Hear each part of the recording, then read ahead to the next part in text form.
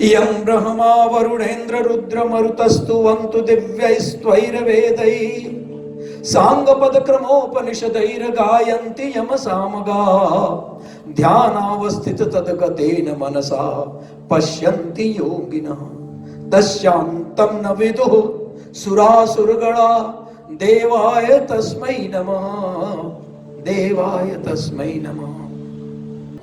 राजा परीक्षित पर, व्यास से परीक्षित पर।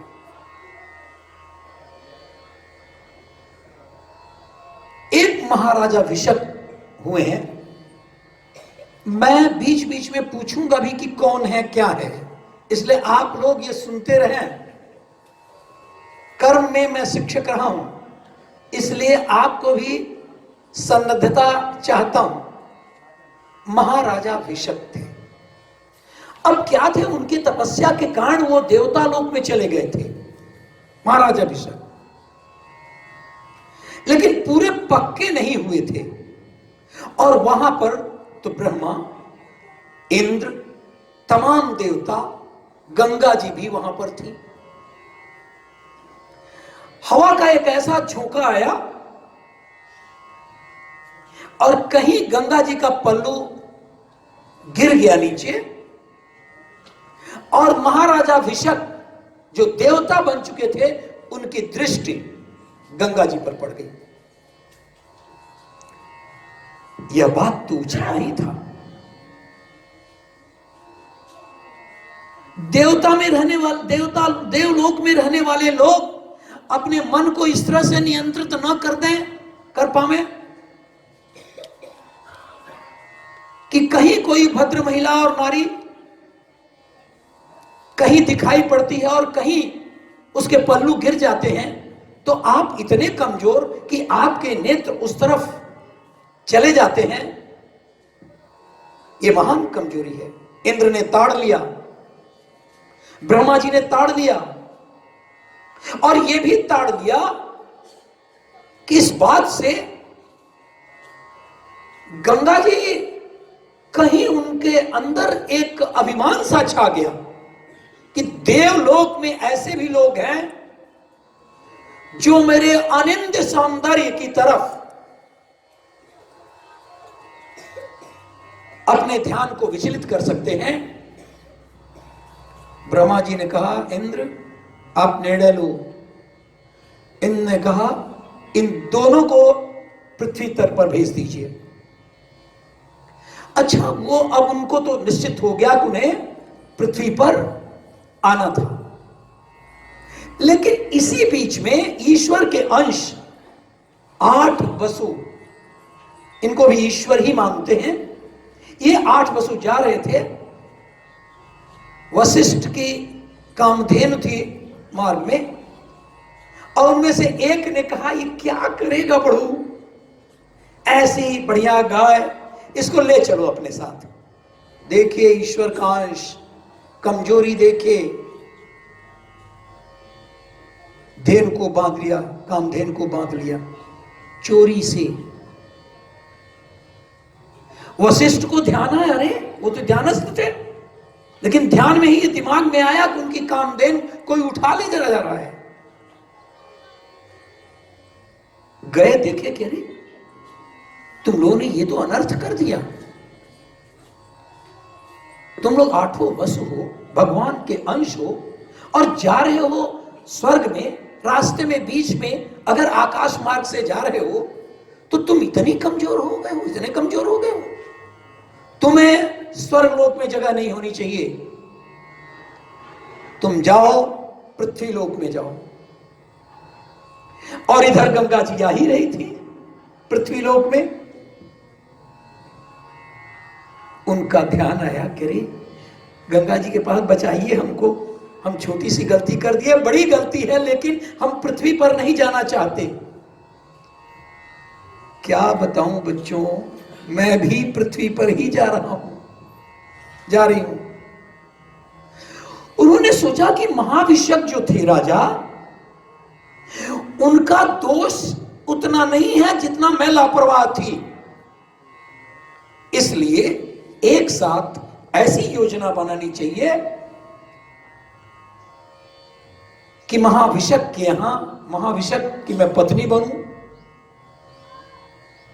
उनसे 8 पुत्रों को जन्म दूं और इनको मार डालूं और ये फिर वापस ये भी आ जाएं और हम भी आ जाएंगे, महाभिषक भी आ जाएंगे, ये पृथ्वी पर रहने का एक कार्य पूरा हो जाएगा। और प्रतीक के बेटे हुए महाभिषक जो शांतनु बन करके आ गए। आप ध्यान दीजिए, महाभिषक थे, महाभिषक पृथ्वी पर आए तो उनका नाम पड़ा, जन्म लिए तो शांतनु। और इधर गंगा जी तो थी। अब उसके बाद जब शांतनु युवा हुए तो आप लोग ये जानते हैं, इसलिए इसको विस्तार में नहीं करूंगा। और उसके बाद देखे तो गंगा जी दिखी, आनंद सौंदर्य, और उनका आनंद सौंदर्य कई गुना होना ही था, क्योंकि उनको शांतनु को आकर्षित करना था। और शांतनु आकर्षित हुए, उनके पास गए, प्रस्ताव रखे, मैं आपसे विवाह करना चाहता हूं। उन्होंने कहा विवाह तो आप कर सकते हैं, पुरुष और नारी का ही विवाह होता है, लेकिन मेरी एक शर्त उन्होंने बताया, जैसा आप जानते हैं, इसको विस्तार नहीं करूंगा। और उसके बाद उन्होंने कहा कि हमारे जो पुत्र भी रहेंगे, जो जन्म लेंगे, जन्म के बाद मैं कैसा उनके साथ व्यवहार करती हूं वह आप नहीं पूछेंगे, और अगर आप पूछेंगे तो मैं तत्काल तिरोहित हो जाऊंगी, गंगा में विलीन हो जाऊंगी, इसलिए इस बात का आपको सावधानी। लेकिन वह तो इतने मदोन्मत्त थे शांतनु, कुछ सारी बातें मान लिए, और सारी बातें मान लिए तो हुआ ये कि उन्होंने एक एक पुत्र उनके पैदा हुए। धीरे धीरे आप सब जानते हैं, लगभग सभी जानते हैं, 7 पुत्र पैदा हुए, और एक एक करके वो सब गंगा में वो विलोपित करती गई, डुबाती चली गई। जब 8वां पुत्र पैदा हुआ तो 8वां पुत्र जब सामने आया लेकर के मां चली, तो उन्होंने कहा, रे चांडालन, मेरे सभी पुत्रों को तू ऐसे ही मार डालेगी? मैं पितृत्व का बोध नहीं कर पा रहा हूं, और तू निर्दयी के समान मां होकर के मां पर लांछन है, और तू इन बच्चों को सबको एक एक करते, एक तो बच्चा मुझे छोड़ दे बस। मेरी शर्त थी कि आप कुछ भी नहीं बोलेंगे, इसलिए मैं तो गंगा में समाहित हो जाऊंगी और ये बच्चा आपका हो जाएगा, बच जाएगा। चूंकि इसकी मां हूं और चूंकि आप इसके पिता हैं, इसलिए इसे मेरे पास 16 वर्ष तक रहने दीजिए, और 16 वर्ष के बाद इसे मैं फिर आपके पास वापस कर दूंगी, यदि आपको मंजूर है तो बताइए। उन्होंने कहा मंजूर है। 16 वर्ष तक यह जो बेटा हुआ जिसका नाम पड़ा देवव्रत, उसे गंगा अपने साथ ले गई, परशुराम से और धनुर्विद्या सिखाई, अन्य विद्या सिखवाई, और तमाम विद्याओं में निष्णात देवव्रत जब 16 वर्ष के बाद उसे बाहर लाई, और इधर शांतनु जा रहे थे, उन्होंने देखा कि अरे ये क्या हो गया, आश्चर्य, गंगा जी को इंटरसेप्ट कर दिया गया है। गंगा जी शांतनु देवव्रत इतने धनुर्धर, इतने निष्णात थे कि अपने बाणों से गंगा को 2 पार्टों में विभक्त कर दिया। आप समझ रहे हैं, गंगा का प्रवाहन ऐसा हो और कहीं बीच से बाणों से उसे 2 भागों में विभाजित कर दिया जाए। शांतनु ने देखा कौन है, कैसे हो गया, ये कभी ना घट सकने वाली घटना कैसे हो रही है, गंगा कैसे 2 पार्टों में विभक्त हो गई, और बीच में कौन है वो धनुर्धर, किसने ऐसा किया है। देवव्रत को बता दिया गया था कि आप के पिता राजा शांतनु हैं, और आप जब भी देखेंगे आप उन्हें पहचान लेंगे। देवव्रत आए, पांव में गिर गए, चढ़ गए, मैं आपका पुत्र, गंगा पुत्र हूं मैं, देवव्रत हूं मैं। 16 वर्ष तब तक उनको ये हो गया कि 16 वर्ष बीत गए और उसके बाद हमें तो नहीं लग रहा था कि मेरा बेटा ये देवव्रत फिर मुझे मिलेगा। और देवव्रत वापस आ गए शांतनु के साथ। लेकिन गंगा तो चली गई थी और कामनाएं शांतनु की नहीं गई थी। वो इधर उधर विचरण करते, गंगा की याद में खोए रहते। एक दिन नदी किनारे देख रहे हैं कि योजन गंधा, मतलब 4 कोस माने 10 किलोमीटर तक जिसका गंध सुगंध फैल रहा है, उस सुगंध के स्रोत की ओर जब शांतनु बढ़ने लगे तो देख रहे हैं, ओह, इस धरती पर भी इतनी सुंदर कन्या हो सकती है क्या? उसके पास गए, कहे आपका क्या नाम है देवी? मेरा नाम है सत्यवती। तो आपके पिता कौन है?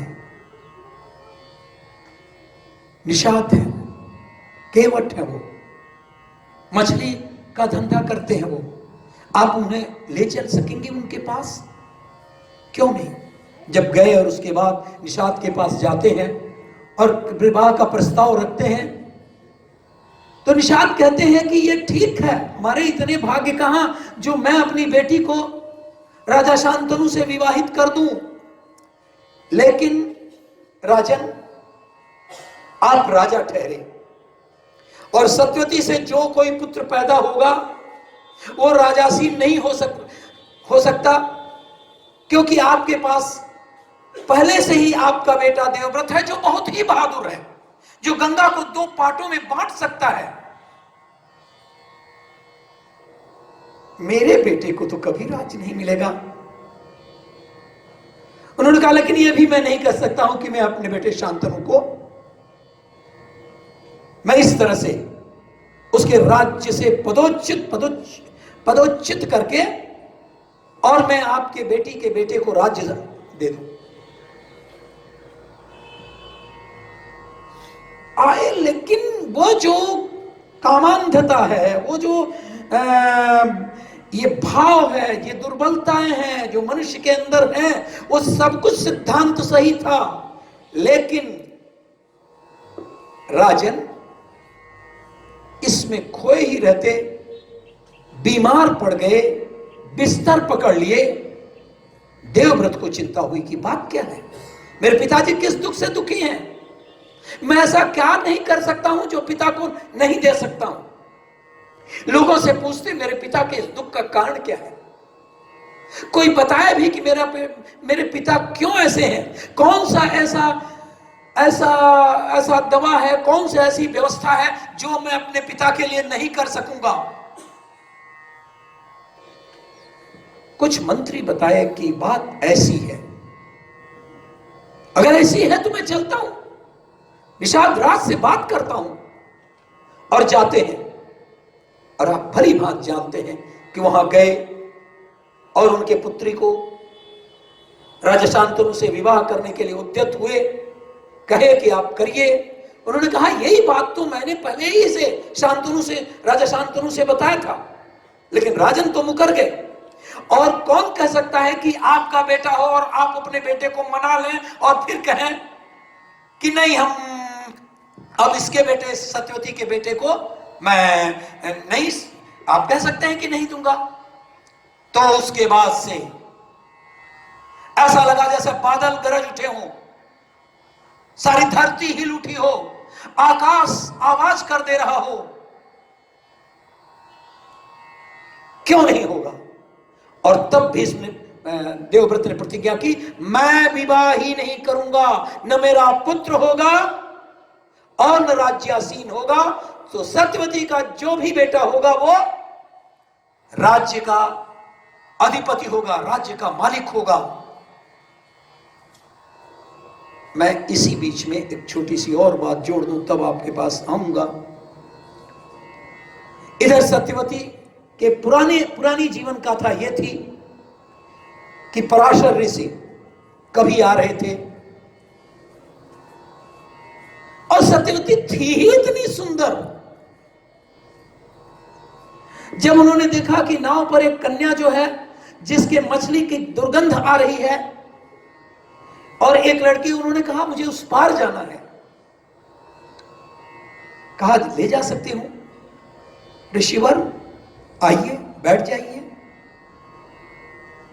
कहे कन्या आप इतनी सुंदर हैं,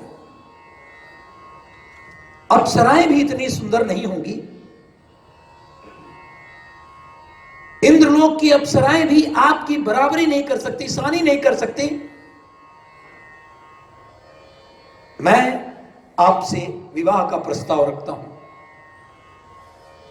ये वही सत्यवती है जिसे निषाद राज ने विवाह के लिए तैयार हो गए थे, उसके पहले की छोटी सी कहानी। तो उन्होंने कहा देखिए, एक तो मेरे अंदर से जो दुर्गंध आ रही है वही आप जैसे ऋषिवर के लिए उचित नहीं है। दूसरी बात, मैं नहीं चाहती कि मेरा कौमार्य भंग हो। और तीसरी बात, अभी दिन है, मैं नारी हूं, लज्जाशील हूं, अतः यह विवाह संभव नहीं। उन्होंने कहा सब कुछ मैं कर सकता हूं। और वो जो मत्स्यगंधा थी उसे योजन गंधा में परिवर्तित कर दिया। तपस्वी थे। इसके अलावा उन्होंने अंधकार कर दिया, दिन को अंधेरे में तब्दील कर दिया और कहा आपका कौमार्य भी भंग नहीं होगा। अतः उन्होंने मानस रूप से एक पुत्र को जन्म दिलवाया। वर्तमान प्रणाली में जिस तरह से बच्चे जन्म रहे हैं वैसा नहीं, वो उन दिनों जो ब्रह्मा के पुत्र और तमाम थे, इसलिए आप लोग कहीं सुबह और कहीं तर्क मत रखिएगा। और उसके बाद से वो जो पुत्र पैदा हुआ वो तुरंत ही पूर्ण रूप से मनुष्य बन गया, क्योंकि वो तो अब इनका ऐसे मैंने पुत्र था नहीं, वो पुत्र ही का नाम पड़ा द्वैपायन। क्यों द्वैपायन? क्योंकि द्वीप पर जन्म लिया था उसने।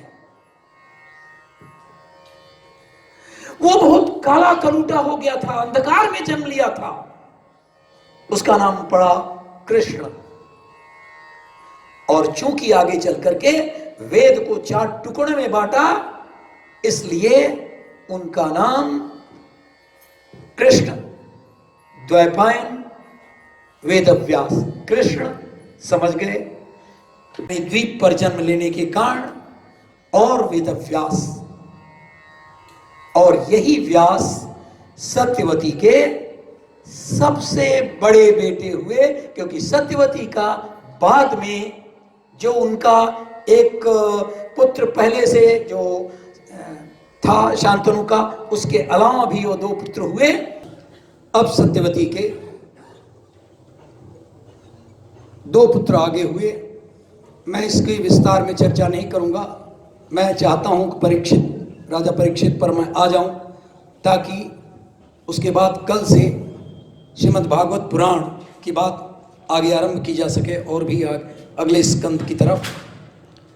लेकिन ये दोनों पुत्र उनके, एक तो युद्ध में मारा गया और दूसरा पुत्र इतना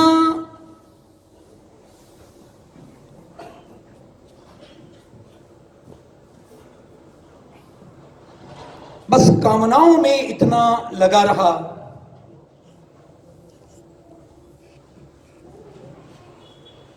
कि उसके कारण उसे उस जमाने में टीवी हो गया था और वो मर गए।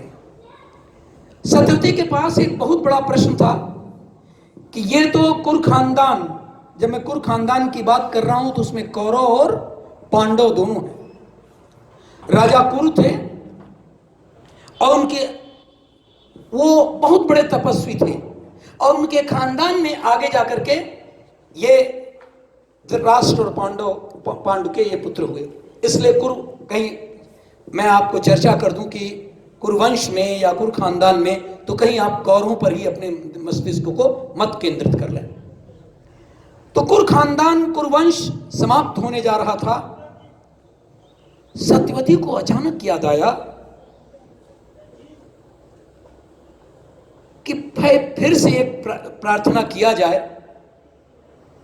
भीष्म से कि देखो ऐसी परिस्थिति है और अपने इस खानदान के लिए, इस वंश परंपरा को जीवित रखने के लिए आप इनसे संतान उत्पत्ति करें। कभी नहीं हो सकता मां, मैंने आजीवन प्रतिज्ञा किया है कि कभी भी विवाह नहीं करूंगा जिससे कोई संतान हो और मेरा दिया हुआ वचन झूठा साबित हो, संभव ही नहीं। मां के सामने इतनी तीव्रता से भीष्म इसलिए कह पाए कि उनकी प्रतिज्ञा इस सामान्य व्यवहार से ज्यादा प्रबल थी। तब सत्यवती को मस्तिष्क में आया, मेरा तो एक और बेटा है, व्यास। और व्यास चूंकि अचानक बड़ा हो गया था, इसलिए अपनी मां से कहा कि मैं तुम्हारे पास पुत्र सुख नहीं दे सकूंगा, लेकिन मां जब कभी भी तू याद करेगी मैं तुम्हारे सामने उपस्थित होऊंगा। सत्यवती ऐसे आनंद फानन में, ऐसे किसी स्वार्थ के लिए तो नहीं कह सकती थी, लेकिन यह बड़ी विडंबना थी। कुरुवंश समाप्त होने की स्थिति में था। उसने स्मरण किया और व्यास जी उपस्थित हो गए। क्या आज्ञा मां? उन्होंने कहा कि हमें पुत्र चाहिए कुरुवंश की रक्षा के लिए। और आप जानते हैं, वो बात नहीं करूंगा कि उसके बाद से दुर्योधन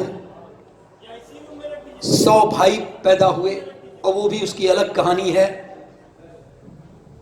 पांडु 5 भाई हुए, एक दासी पुत्र भी हुआ विदुर,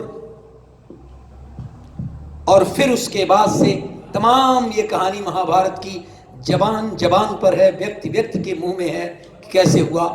बोले वृंदावन बिहारी लाल की जय। श्री कृष्ण गोविंद हरे मुरारे, हे नाथ नारायण वासुदेव।